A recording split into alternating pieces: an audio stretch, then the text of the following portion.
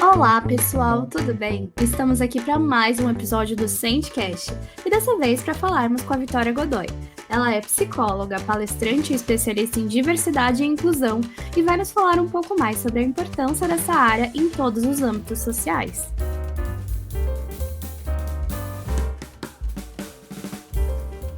Então, primeiro de tudo, bem-vinda ao Sentecast. É um prazer receber você aqui. E para a gente começar, eu queria pedir para você se apresentar e contar um pouquinho mais sobre você. Primeiramente, muito obrigada. Eu sou a Vitória, tenho 26 anos, sou aqui de São Paulo, Mogi das Cruzes, e tenho uma especialização em sexualidade humana dentro da psicologia. Também sou uma pessoa com deficiência, então nas redes sociais falo um pouquinho sobre isso, atrelo a sexualidade à pessoa com deficiência. Basicamente é isso. Boa. E assim, começando pela sua carreira, o que te motivou a seguir a psicologia e mais especificamente para essa parte de sexualidade humana? Certo. Bom, primeiro, era toda aquela coisa de filme. Eu sempre gostei muito de suspense psicológico. E aí eu via os tribunais e as coisas acontecendo, e eu queria muito seguir essa área. Porém, entrei para a faculdade, conheci a área clínica.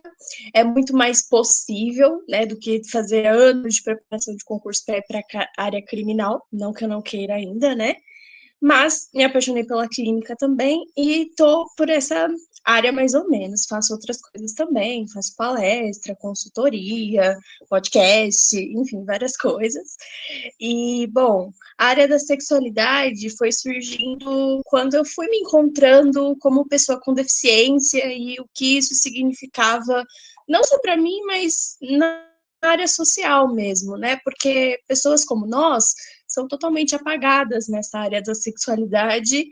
E eu comecei a questionar, comecei a seguir blogueiras que falavam sobre isso, comecei a me interessar pelo assunto. E estamos aí, claro, eu não falo só da sexualidade da pessoa com deficiência, pessoas com deficiência também falo sobre isso no geral.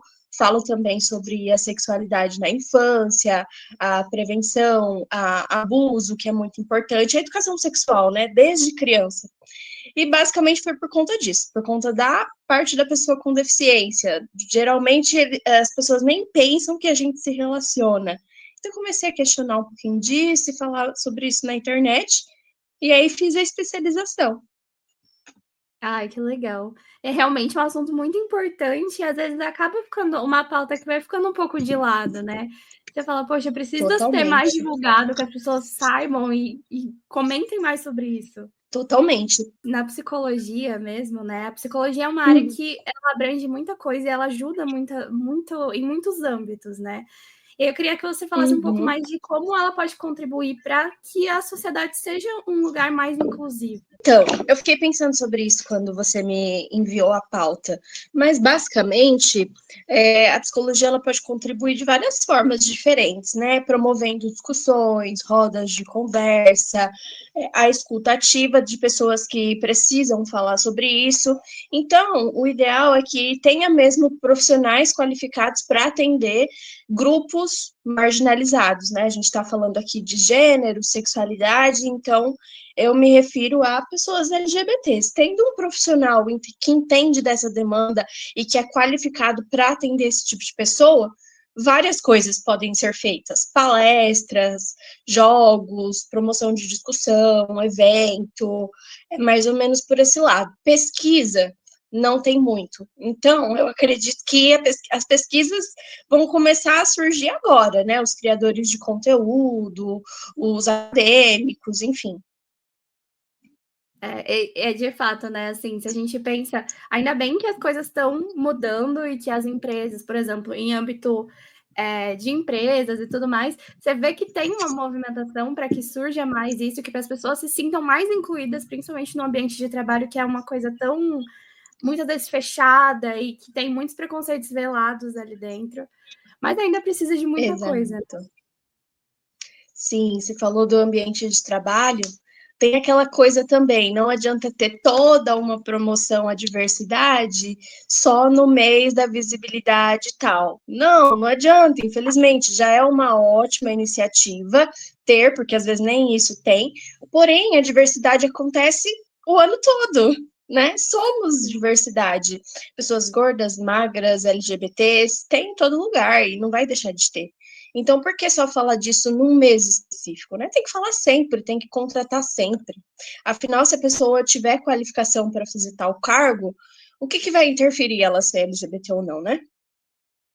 Exatamente. E é aquele negócio, né, quanto mais você faz com que a pessoa se sinta, vista, presente ali, que entenda que as pessoas estão se importando pelas pautas dela, ela vai com certeza Uhum. performar melhor, porque ela vai se sentir melhor naquele ambiente, né.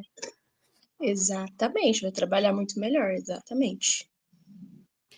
E aí, assim, a gente vê que os avanços, tipo, na pauta de saúde mental, eles têm, sido mais discutidos também.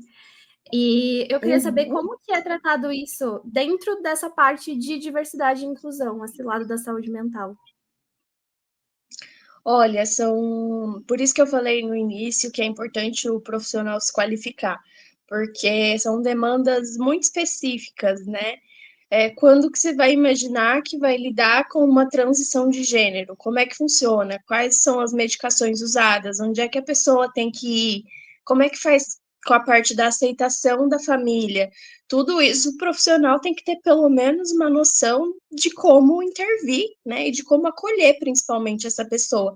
Porque às vezes dá tudo certo, a família aceita e tudo mais, isso minoria, tá? Mas geralmente não dá certo. E aí, como é que você vai acolher? Essa pessoa tem uma rede de apoio? Para onde é que ela vai se ela for expulsa de casa? Tem que lidar com tudo isso e não é ensinado isso na faculdade.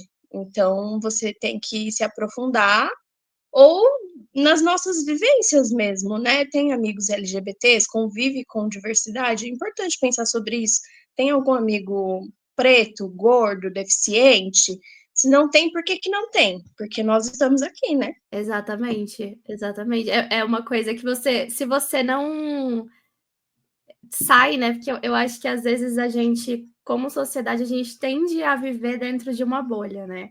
Então você vai se Sim. relacionando com pessoas que têm o mesmo pensamento que você, que têm em questão de aparência, às vezes aparentam como você, e aí você vai ficando com a Uhum. mente completamente fechada, você não entende o mundo, e aí quando surge qualquer coisa que esteja diversa na sua vida, você não vai saber lidar, porque você vai ficar completamente, Exato. tipo, perdido, né? Uhum. Como profissional ou como pessoa, né? Como que você acolhe um amigo LGBT? O que que você vai fazer se ele for expulso de casa? É interessante pensar sobre isso. É verdade. A gente precisa, né, porque é isso, assim, a Uhum. sociedade tá aí, as pessoas tão diversas, como você falou, né. Nós somos diversos já em milhares de formas.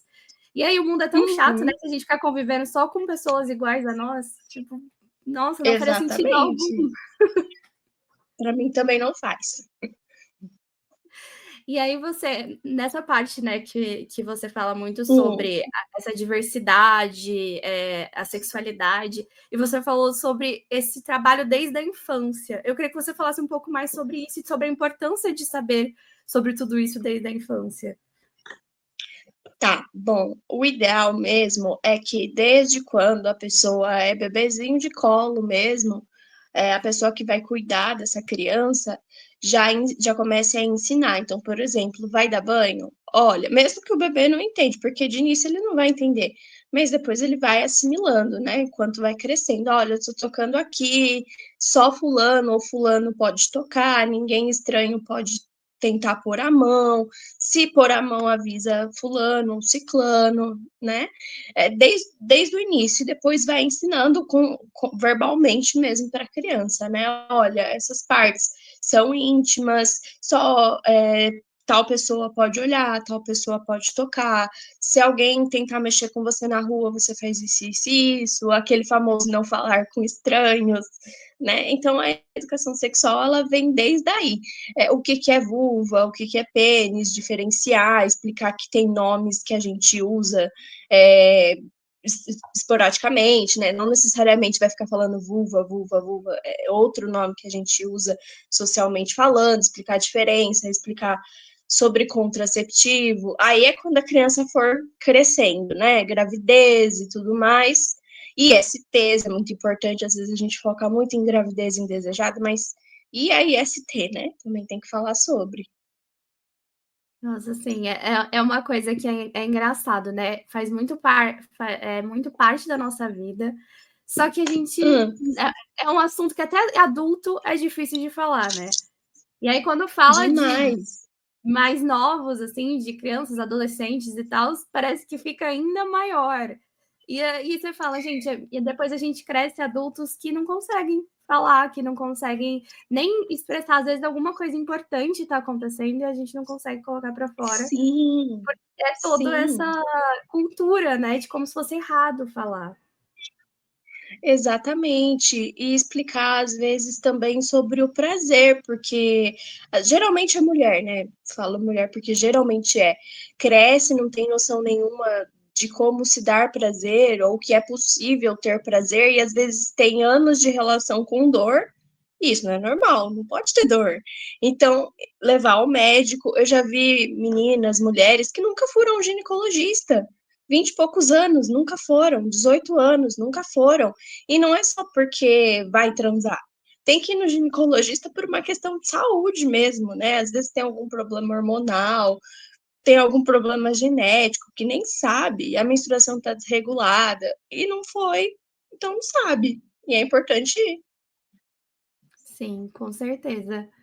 E a gente falando assim de um âmbito mais do ambiente de trabalho, a gente sabe que essa parte de diversidade, de inclusão, como a gente falou anteriormente, né, tem melhorado, mas ainda existe muitos tabus, muitos preconceitos.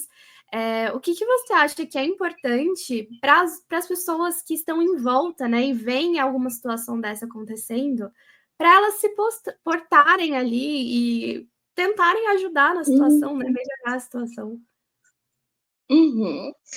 Bom, eu brinco em sessão que eu sou muito a favor da comunicação assertiva e respeitosa, mas eu não sou totalmente anti-barraco, não. Então, às vezes, você vai ver uma situação e não tem muito o que fazer, não tem como conversar bonitinho, olha, para de cometer homofobia. Não, não rola, né? A pessoa vai xingar, a pessoa LGBT vai xingar você também. Então, assim, ou é ligar para a polícia mesmo e comunicar o que está acontecendo, ou é tentar remediar a situação ali da melhor maneira possível. Como eu falei, nem sempre vai ser a base do diálogo saudável, mas é prestar acolhimento para quem estiver disponível. Por exemplo, você tem a primeira prima LGBT que começou a trabalhar e se assumiu agora, seja apoio para essa pessoa, né? Olha, eu tô aqui, se alguma coisa aconteceu, se passar homofobia no trabalho, inclusive, porque pode acontecer, você pode processar, você pode tomar aí as medidas cabíveis quanto a isso. Então, sempre ter alguém ali como rede de apoio é muito importante e às vezes essa rede de apoio vai ser você. Para um É verdade. desconhecido ou para um familiar. É verdade. E é aquele negócio, né? Eu sempre falo que às vezes a gente tende muito quando tem uma situação acontecendo. Acho que no trabalho também é muito Hum, mais forte isso, de ter uma situação hum, acontecendo e você não querer entrar.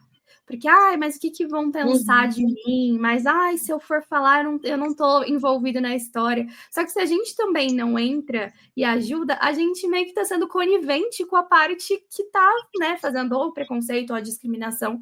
Porque você ficar Uhum. calado também é você, né, balançar a cabeça e falar: não, tudo bem, essa situação está acontecendo, mas está tudo bem. E não está tudo bem, porque aquela pessoa está sofrendo, né? A pessoa que. Sempre a pessoa Sim, que sofre preconceito é a que mais está ali em vulnerabilidade. Se a gente ficar quieto, a gente está simplesmente concordando, né, com o ato que está acontecendo. exatamente. Se você senta numa mesa com 5 homofóbicos, eu diria que tem 6 homofóbicos nessa mesa, né?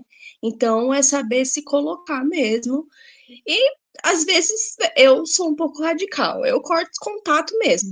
Se for possível, eu não dou nem bom dia para homofóbico. Mas aí vai de você, né? Onde é que você quer se colocar? É porque é uma questão muito complicada, né? Eu sempre falo assim que tem ambientes que a gente realmente tem vários níveis de preconceito, e aí a gente vê, assim, já começa às vezes por você, por exemplo, a gente que é mulher, já começa nesse lugar, né? Uhum. De tipo, o É, preconceito já te olhar errado, estranho, porque você é mulher. E aí vai indo em várias camadas. Aí você, e principalmente, eu acho que quando é um ambiente de trabalho, é muito difícil. Porque você precisa daquele dinheiro, né? Você precisa, tipo, pagar os seus exato. boletos. E aí é Sim, a gente complicado. está falando aqui, em frente, mas infelizmente essa não é a realidade do brasileiro. Muitas vezes ele se coloca em situações de humilhações porque não tem o que fazer, a não ser que ele arrume outro emprego melhor, que pague mais, é o que tem ali para conseguir manter, às vezes, uma família ou o próprio sustento. Você não pode simplesmente largar o serviço porque você está sofrendo homofobia. E isso é muito triste, né? Porque a gente poderia fazer isso, né, se fosse possível, mas infelizmente não é.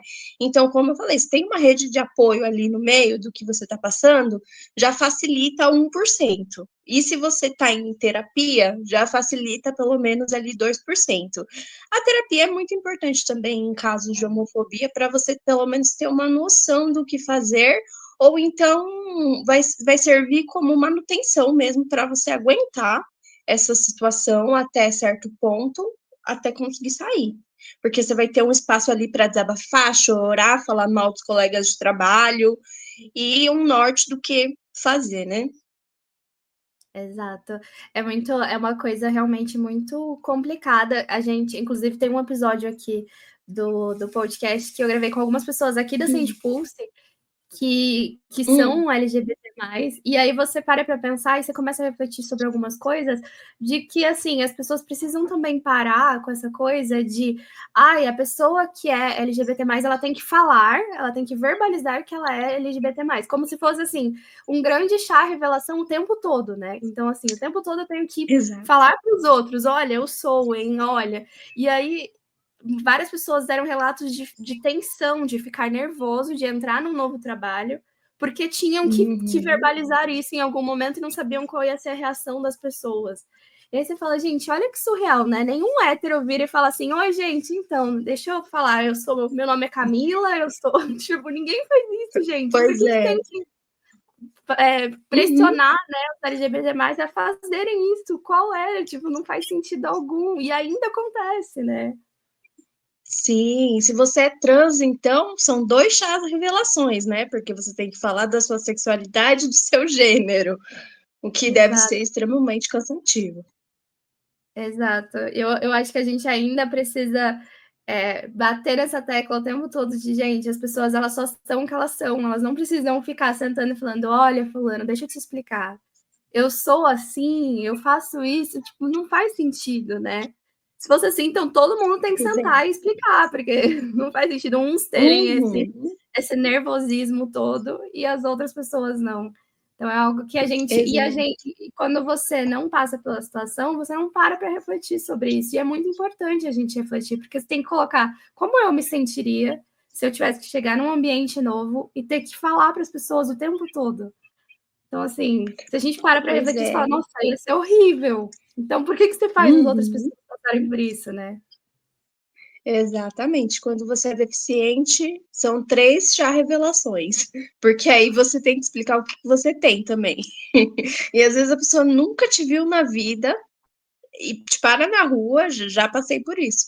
Ai, o que que você tem? Não perguntou nem meu nome, não falou nem bom dia. O que que você tem? Olha assim, espantada. Isso aconteceu, eu era criança, adolescente, então eu não respondia, né? Adolescente tem vergonha, então respondia o que eu tinha, mas tem a necessidade. Quando você tem intimidade com a pessoa, quando você já conhece, quer contar sobre a sua história, quer explicar o que aconteceu, beleza, não é que não pode perguntar. Pode, mas tem hora, tem momento, né? Tem um nível de intimidade ali que você tem que ver se pode usar ou não. não é todo mundo, né? Não é a todo momento. É complicado. Uhum. Eu sei bem que o meu noivo passa muito por isso também. E aí eu fico assim, É, tipo, gente, parem de fazer isso. Tipo, não é legal. Você deixa a pessoa sim. numa situação que, tipo, você não conversa com ela, você não sabe a história, você não sabe nem se a história, tipo, se não mexe, né? Se não dá algum gatilho, para de fazer isso. Uhum. É, Exatamente, é totalmente desnecessário, eu diria. exatamente. E aí, eu queria perguntar Hum, para você agora, o que que você acha, tipo, que a gente falou que tem avançado, mas você sente que as empresas estão realmente mais abertas a essa inclusão e diversidade, ou que é só aquele negócio, né, como a gente comentou, de, no mês específico, na data específica, o que que você tem sentido? uhum. Bom, não posso falar por todas as empresas, logicamente, mas eu ainda sinto muito essa questão do pink money, né, como a gente chama, que é promover a diversidade só em momentos específicos. Mas, claro, tem empresas que funcionam de verdade, que realmente promovem a diversidade porque querem. Mas eu diria que promover a diversidade devia ser algo natural, não algo que você fica falando, olha, eu promovo a diversidade, a gente promove a diversidade. Tá bom, você promove a diversidade, parabéns, né? Era isso mesmo que tinha que acontecer, era isso mesmo que tinha que ser. Só coloca a diversidade lá para trabalhar, não precisa ficar falando que você promove a diversidade, a gente já está vendo. Seria o ideal ali, não ficar enfatizando ainda mais que existem pessoas diferentes que precisam ser incluídas. Só as inclua, já tá ótimo. Não coloca como se fosse algo, né, Uhum, seria aquele negócio de parabéns, você não fez mais que sua obrigação, né? exatamente. Uhum. Então, assim, respondendo, eu acho que sim, porém depende. Não são todas as empresas. Eu diria que empresas menores que não falam nada sobre isso, aí sim estão incluindo de fato, do que aquelas que ficam chamando demais para o que a gente acabou de comentar. Às vezes até forçando, né, uma situação que você fica tipo: "Gente, dá para ver", né. Eu acho que hoje Uhum, as empresas tinham que ter mais essa noção de que a gente o mundo a forma que o mundo vive hoje, com a conexão, com as pessoas tendo mais informação, é muito uhum. perceptível, né. Quando você olha uma campanha, você fala: "Meu Deus do céu, isso aqui foi feito só para ficar bonito na foto", né. Sim, sim. Eu lembro de uma situação, de um lugar que eu trabalhei, que eu não posso falar, né, obviamente, mas queriam fazer uma campanha da diversidade, e aí pegaram uma colega lésbica, mas sabe aquele estereótipo de sapatão? Então, pegaram aquele estereótipo de sapatão para mostrar ali a promoção à diversidade, sendo que poderia pegar uma mulher lésbica que é feminina, vamos colocar assim, mas não, tinha que aparecer que promovia a diversidade. Então também tem essa, né, questão de estereótipos. Nem sempre a pessoa que é LGBT ou que é minoria de forma geral vai pintar aquele estereótipo padrão que todo mundo espera. Às vezes não, a pessoa é LGBT, você nem imagina e aí acontece o que você falou, né, o chá revelação, você fica tentando adivinhar se é, se não é. É verdade. E às vezes as pessoas até ficam com aquele negócio, né? Nossa, mas a pessoa tem que se assumir. Aí você fala, gente, a pessoa já já sabe, já se assumiu, não é para ela não precisa se Uhum, assumir para você, né? Porque tem essa conversa também, né? Nossa, exato. fulano não se assume. Exato. Nem parece, ou então nem parece, né? O que que é parecer LGBT? Nossa, sim, também tem isso, né? Eu fico tem às vezes isso acontece bastante, principalmente quando tem essa conversa com pessoas mais velhas, né? Que pessoas mais velhas têm Uhum, muito essa coisa de, nossa, mas ai, essa coisa do feminino, do masculino, né? Eles têm uhum, muita dificuldade de entender que às vezes uma pessoa uhum. vai ser super feminina e vai ser LGBT, e às vezes ela vai ter traços mais masculinos ou não, tipo, tá tranquilo, só que as pessoas mais velhas Exato. têm muito essa dificuldade e aí ficam com isso, né? Nossa, eu tenho uma senhora que eu Uhum, conheço que ela fica falando o tempo inteiro, nossa, mas tão bonita. Aí você fala, gente, mas não tô entendendo qual que é a diferenciação, né? Sim, não tem nada a ver. Exato. As pessoas atrelam a aparência a qualquer coisa, né? Eu costumo falar que deficiência não é sinônimo de beleza ou feiura. A pessoa pode ser deficiente e pode continuar sendo deficiente e bonito ou feio, né? Dependendo da sua visão. Às vezes eu escuto muito, é gordinha, mas tem um rosto tão lindo. Tá, mas o que tem a ver uma coisa com a outra? A pessoa pode ser gorda e ter o rosto lindo e o corpo lindo ao mesmo tempo também, né? Ou às vezes a pessoa me conversa comigo, igual você está conversando, né? Do peito para cima, nossa, mas nem parece deficiente. O que é isso? O que está acontecendo, né? Que conceito torto é esse das pessoas, né? Você fica, gente, pelo amor de Deus. Sim. Porque atrelam a beleza a qualquer outra característica. Então, se fosse feia, aí sim, parece deficiente. É mais ou menos essa linha de pensamento, sendo que não tem nada a ver. O bonito ou feio vai de acordo com a concepção de cada um, é muito relativo. Exatamente, isso é uma coisa, né? Eu acho que a gente está muito acostumado a seguir os padrões que acho que agora que tem uma quebra maior por causa da internet. Antes, quando tinha só a televisão, não tinha quebra nenhuma, porque eram pessoas muito parecidas que estavam ali, então tinha esse conceito. Sim. E ainda tem muito isso na cabeça, né? E você fala, gente, mas é realmente muito relativo. O que eu acho bonito, você pode achar feio e vice-versa, e tá tudo bem, porque as pessoas são diferentes, né? Exatamente. Bom, o que mais? Sim. E aí, para a gente terminar, eu queria que você falasse um conselho, assim, para quem está buscando entender mesmo mais dessa área de diversidade e inclusão. O que você diria para essas pessoas e por onde elas podem começar também a entender mais? Bom, começar a terapia é um bom caminho para isso. Existem programas, pelo menos aqui de onde eu falo, de terapia gratuita ou em valor social, e aí nesse espaço você pode aprender um pouquinho mais sobre a diversidade. Eu aconselho também buscar uma profissional que fale sobre isso, que entenda sobre isso. E o principal, e o mais difícil, estude, leia. É isso, porque você vai encontrar. E eu não tô falando de livro acadêmico, se você não tem costume, não. Você vai no TikTok, o meu perfil mesmo, eu falo sobre diversidade e inclusão. Então, você vai no TikTok, você acha coisa bacana. Não só no TikTok, lógico. Mas, se você pegar um artigo, um livro mais curtinho, mais lúdico, é super possível aprender.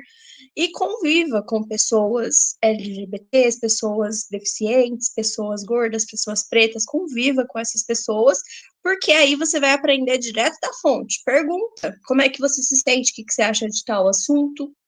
Boa, perfeito. E eu falo que esse momento final do podcast é o momento merchan, porque todos os seus contatos vão estar na descrição, mas para você falar onde as pessoas podem te encontrar, conversar com você, saber mais sobre o seu trabalho.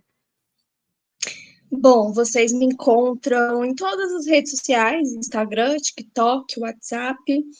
Vai estar escrito aí, né, na descrição, mas é a Psi Victoria Godoy no Instagram e Psico, aliás, ao contrário, perdão. Psi Victoria Godoy no TikTok e Psico Victoria Godoy no Instagram, é uma pequena diferença. Mas colocando Victoria Godoy, vocês me encontram em qualquer lugar, Godoy com Y. E é isso. Muito obrigada, Vitória. Foi muito legal conversar com você. Foi incrível. Acho que foi uma conversa super importante. Então, muito obrigada por ter aceitado o convite. Eu que agradeço e até a próxima. Até! E se você gostou desse episódio, deixe o seu curtir, compartilha com todos os seus amigos. E para saber mais sobre marketing, vendas e muito mais, segue o Sente Pulse lá nas redes sociais, @SentePulse_BR.